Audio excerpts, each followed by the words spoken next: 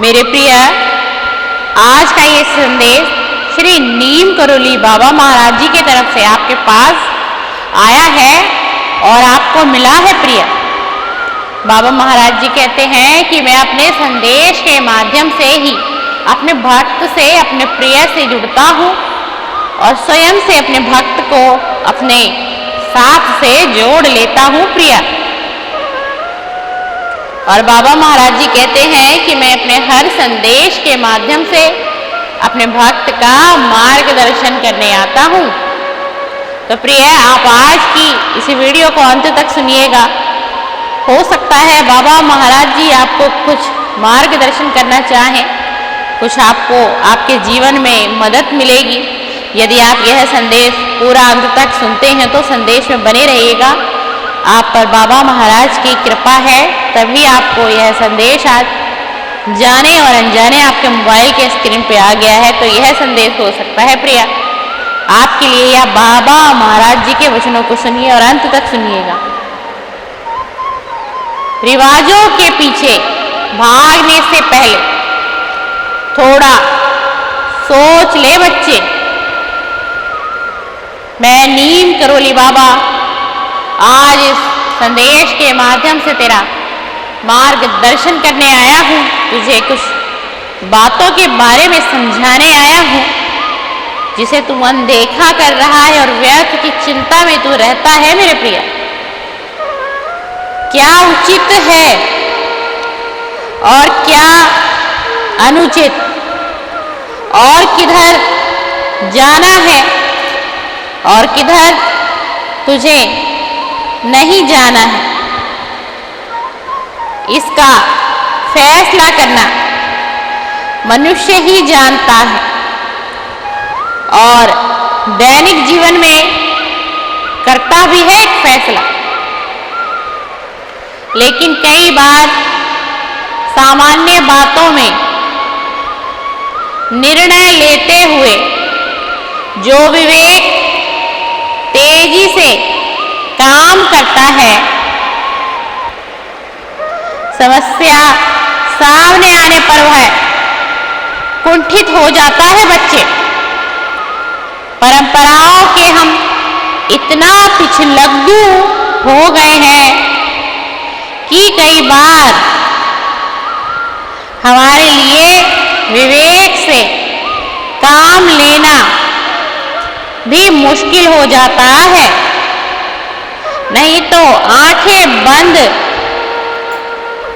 कर परंपराओं के पीछे पानी में बहते तिनके के समान हम नहीं बहने लगते। ठीक वैसे ही जैसे झुंड जिधर भी चल पड़े उसी और सब भेड़ें चलती जाती हैं। बच्चे, मैं तुम्हें जो समझाना चाह रहा हूँ उसे तुम्हें समझने की कोशिश करना है इस संदेश के माध्यम से। यदि एक भेड़ कुएं में गिरे पड़े तो उसके पीछे आने वाली सभी भेड़ें कुएं में गिरने लगती हैं।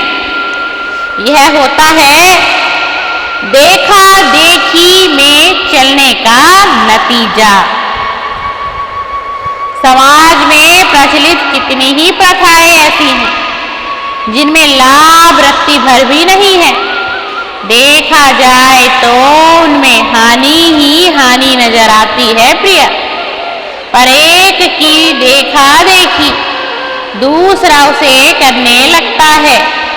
कुछ भ्रांतियों से प्रेरित होकर मौज मस्ती, कुछ सेकी बधारने के लिए कई बार दूसरे की देखा देखी कोई नशीली वस्तुओं को अपना लेता है और बाद में एक आदत से चिपक जाता है। बच्चे,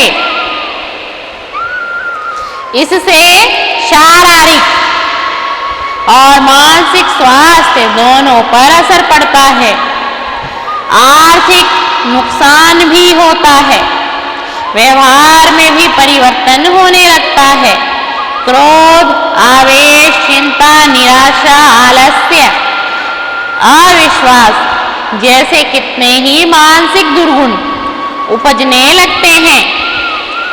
समझाने या स्वयं विचार करने पर अपनी बुराई का पता भी चल जाता है, लेकिन विवेक सही दिशा में निर्णय नहीं कर पाता है। कुरीतियों से आज समाज इतना जर्जर हो रहा है कि सहज रूप में जीवन यापन करना भी चुनौतियां बन गई है मेरे प्रिय।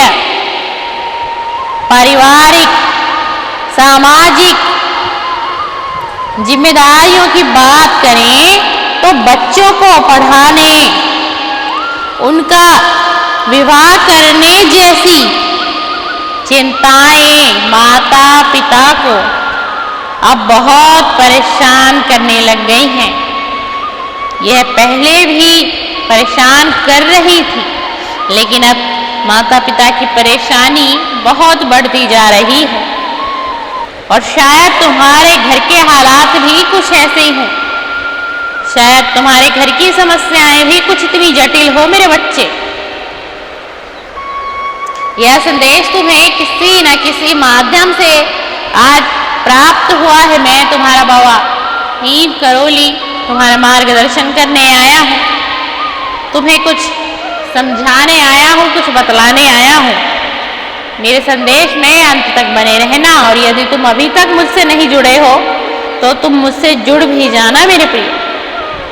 जीवन भर की गाड़ी कमाई इसमें फूंक देनी पड़ती है, यह बात तो सही है। एक माता और पिता अपने बच्चों की अच्छी परवरिश, अच्छा भविष्य और एक अच्छा जीवन देने के लिए अपने जीवन भर की मेहनत की कमाई को भी फूंक देते हैं, और वो सोचते हैं कि किसी तरीके से भी जो पीड़ा हमें मिली बचपन में, जवानी में, और अब हमारा बुढ़ापा आ चुका है, तो हमारे बच्चों को यह पीड़ा ना मिले, हमारे बच्चे हर तरीके का सुख भोग ले। यह हर माता पिता की इच्छा है, और तुम्हारी भी यही इच्छा है, मैं सब जानता हूं मेरे बच्चे।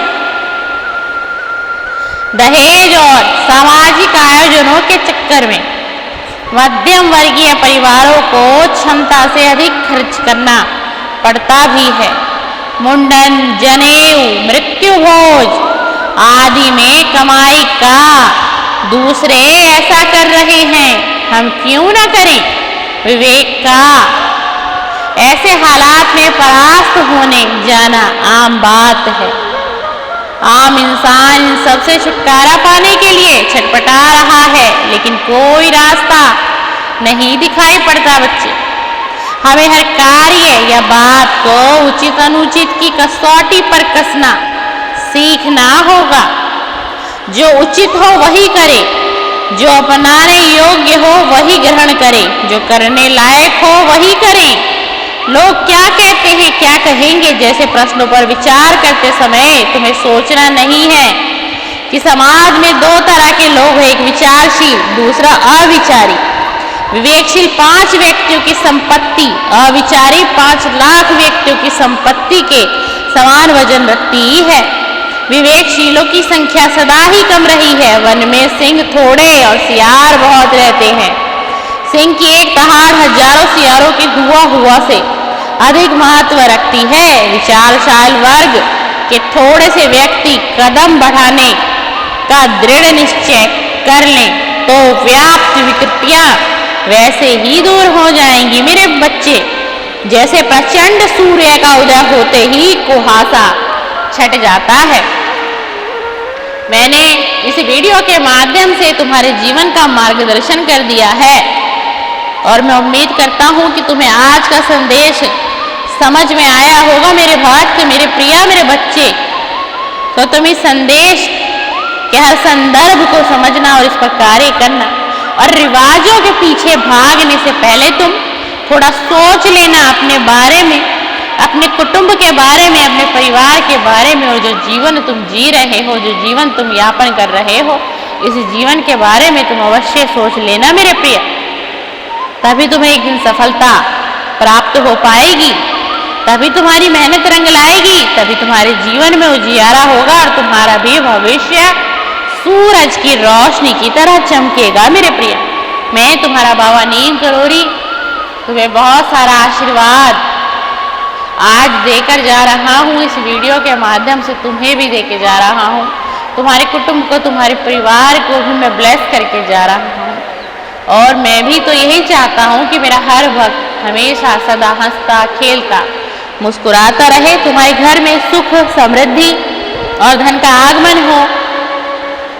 इस वीडियो के माध्यम से मैं तुम्हें ये ब्लेसिंग देकर जा रहा हूँ और ये मेरी ब्लेसिंग तुम जैसे ही मेरी वीडियो को सुनोगे अंत तक में तुम्हें ये आशीर्वाद अवश्य ही प्राप्त होगा और तुम खुद ब खुद ही मुझसे जुड़ जाओगे। मेरे बच्चे, यह संदेश तुम्हारे लिए ही था, इसीलिए संदेश ने तुम्हें स्वयं से ढूंढ लिया। हमेशा हंसते खेलते और मुस्कुराते रहो। सीताराम सीताराम सीताराम सीताराम सीताराम।